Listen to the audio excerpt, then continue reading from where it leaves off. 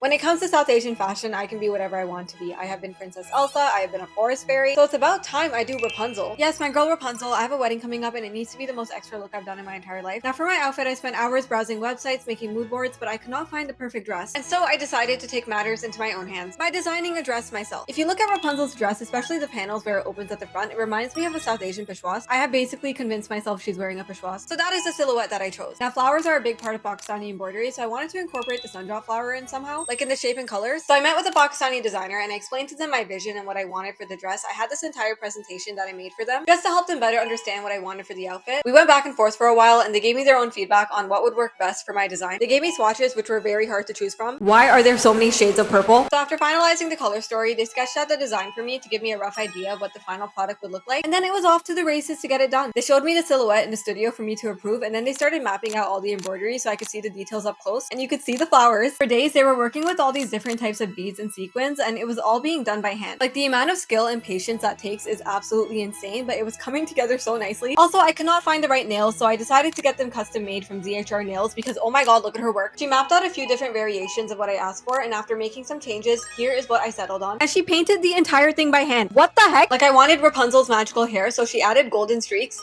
For the sundrop flower, she used 3D gel to make it more lifelike. And obviously we did the Corona sun, which is a big symbol in Tangled. She also did some patterns to match the embroidery on the dress itself and some fun 3D gel.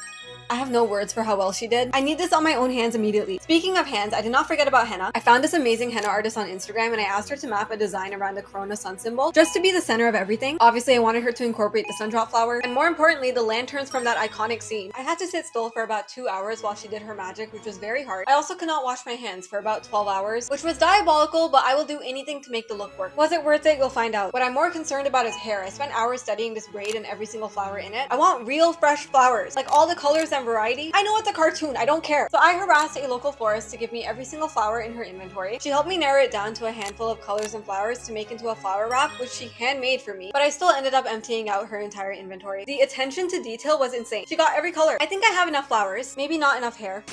The dress is here. It just got delivered. I've seen details up close, but not the whole thing. So this is my first impression. Okay. Color is on point. It's like a light dupatta. Okay, this is my answer.